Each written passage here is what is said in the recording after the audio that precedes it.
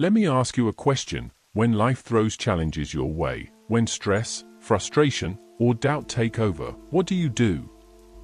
Most people either try to push those emotions away, pretending they don't exist, or they let them spiral and feel completely overwhelmed.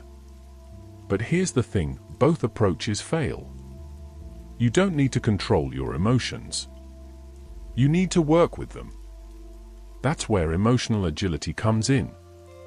Emotional agility isn't about pretending everything is fine or suppressing how you feel. It's about navigating life's emotional waves with balance and purpose. Imagine being able to handle any challenge that comes your way, no matter how tough. That's the power of emotional agility. And by the end of this video, you'll have actionable tools to do just that. Let's start with a problem you've likely faced. You wake up feeling off, and one small thing, maybe spilling coffee or a rude email, sets you off for the rest of the day. That one emotion starts dictating your entire mood. What's happening here is something called an emotional trap. It's when you let your emotions drive the car instead of using them as a GPS. Think about it. You feel anger, so you lash out. You feel sadness, so you withdraw. You feel anxious, so you avoid. These reactions are automatic, but they're rarely helpful. The first step to emotional agility is recognizing that your emotions aren't meant to control you. They're meant to guide you. And the way to do that starts with simply naming your emotions. Imagine you're in a situation where someone criticizes you. You might feel anger or embarrassment, but instead of reacting, take a moment to label the emotion. Research shows that when you name your feelings, their intensity decreases. It's like giving them a name tag, making them less overwhelming. But don't stop there. Go deeper. Ask yourself what the emotion is trying to tell you. Anger might be telling you that your boundaries were crossed. Anxiety might be nudging you to prepare for something important. Sadness might be a reminder that you need time to heal.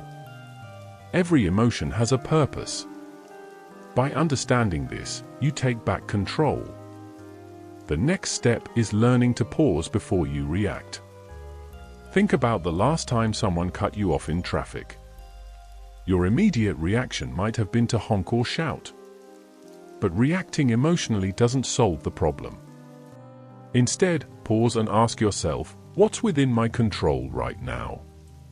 Emotional agility means responding intentionally, not reacting impulsively.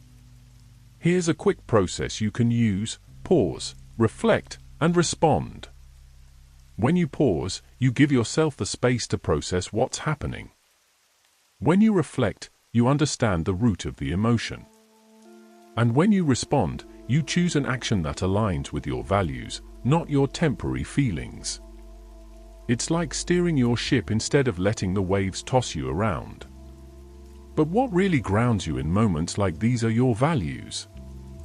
Most people let their emotions pull them in 100 directions because they don't have a clear compass. Your values are that compass. For example, if you value kindness, even in an argument, you can pause and think about the kindest way to handle the situation. Knowing your values helps you act with intention, not impulse. Take a moment to think about what your core values are. Is it honesty? Growth? Compassion?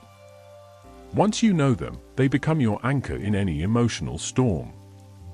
Without them, it's easy to get lost in the heat of the moment. Another powerful tool for emotional agility is reframing your perspective. Imagine you've been rejected from a job you really wanted. The initial reaction might be disappointment or self-doubt. But reframing allows you to see the bigger picture. Instead of thinking, "I'm not good enough," you can shift to, "This is an opportunity to grow and find something even better." Reframing doesn't mean ignoring reality.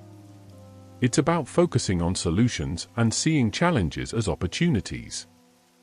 Whenever you're stuck in a negative thought loop, ask yourself, is this thought helping me or hurting me? What's a more empowering way to view this situation? This small shift can transform your mindset and your emotional resilience. But here's the thing, even the strongest minds falter without self-compassion. Most of us are our own worst critics. We beat ourselves up for every mistake, but self-compassion is the antidote. It's not weakness, it's strength. Think about how you'd comfort a friend who's struggling.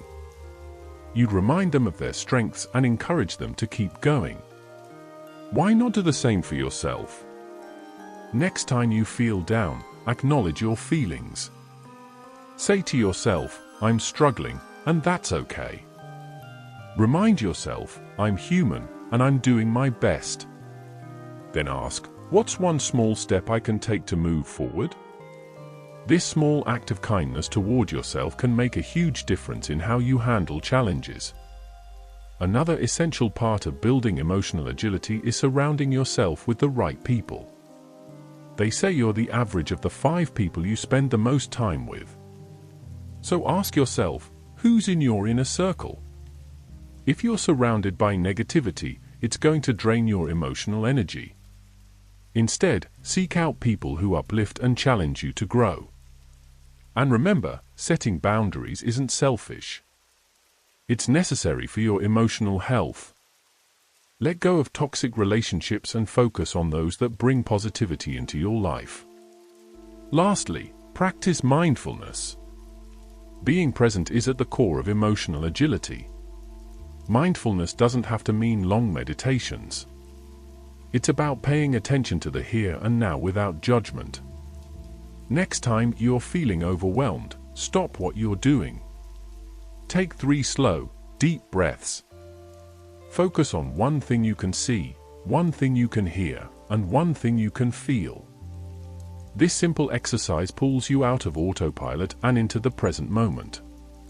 Emotional agility isn't about being perfect or never feeling negative emotions. It's about choosing how you respond to life's challenges. When you pause, reflect, and act with intention, you're not just managing your emotions, you're mastering them. The next time life tests you, remember this, your emotions don't define you. Your actions do. And with emotional agility, you have the power to choose actions that align with your best self.